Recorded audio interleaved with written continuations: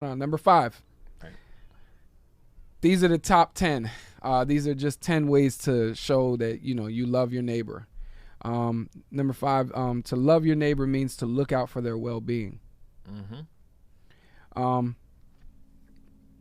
saw this quote somebody mentioned because with the Catholic cathedral burning down and everything like that. The world's response was that in less than 24 hours, over $675 million was raised to fix Notre Dame's chapel that burnt down, right? Person said, if Christ was here, he would give that money away to feed the poor instead. Quit giving away your money to build temples built with human hands and start using it to build up the temples God really lives in, which is us. So I think sometimes we do that where we kind of put our money where it doesn't matter as much, or we put our money, our effort, our energy, all these things towards things that don't matter as much as other things. And we actually kind of talked about that in the church, in the Lights Camera Church episode. Yeah. Where it's like, okay, do we need to put $675 million back into that chapel? Yeah. Or can we do something else? What's essential? What's non-essential? I don't think spending $675 million on that chapel is the right thing to do. Right.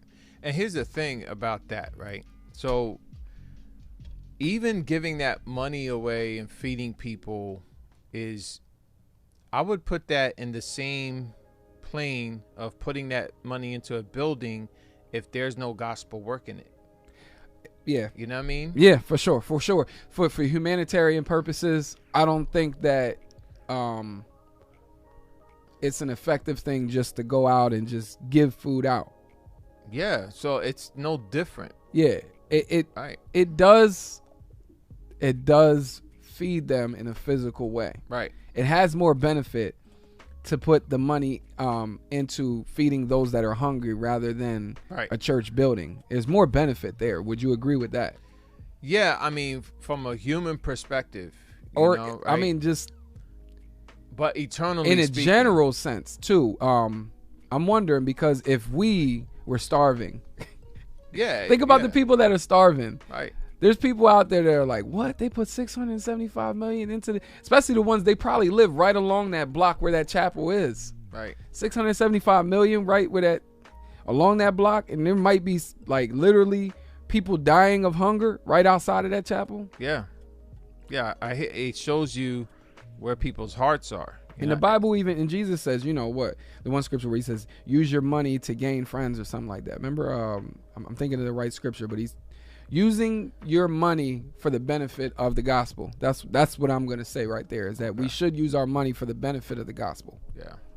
Yeah, well, we should do all things for the glory of God, And that's one way, though, to feed people when they're hungry. But here's the thing, though. In John 6, people followed Jesus because of filling them up with, For sure. with sure. food. For sure. But then at the end of it, he knew what he was doing when he was saying, eat my flesh and drink my blood, and he turned people away. Yeah. So the scriptures actually were pointing out that there were followers simply because they were fed. So, that passage prioritizes, eating of Christ. Right. At the end of the day. So that's why I go back to, I'm not saying that the church shouldn't do these things. I think we should. We should be, thoughtful and about, going out and feeding people. What I'm saying is, if it's not gospel work, right, then we're no different than spending that type of money on a building. Absolutely agree. I absolutely agree that it needs to be gospel centered. It has to be. It has to be God. I'm not saying, I think we're on the same page. I think the world preoccupies itself with doing good without God, and that's the sad part. Yeah, for sure.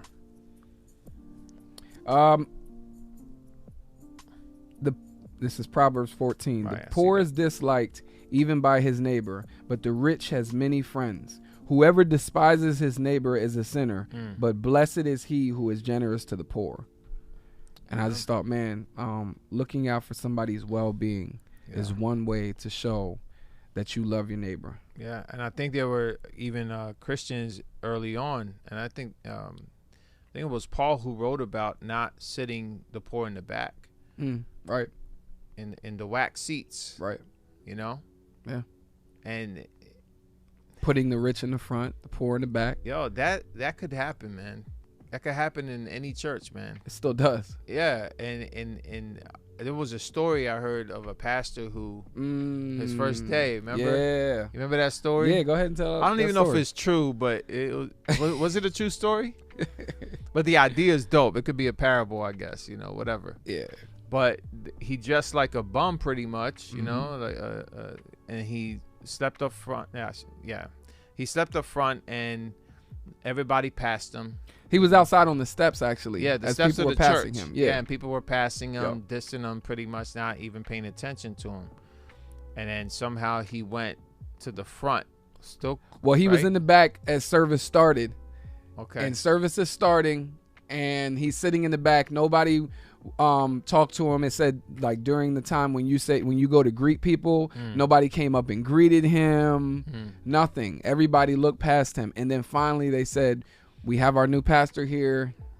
You know, That's wild. let's welcome him here to the front. And he comes up. Nobody even recognized him.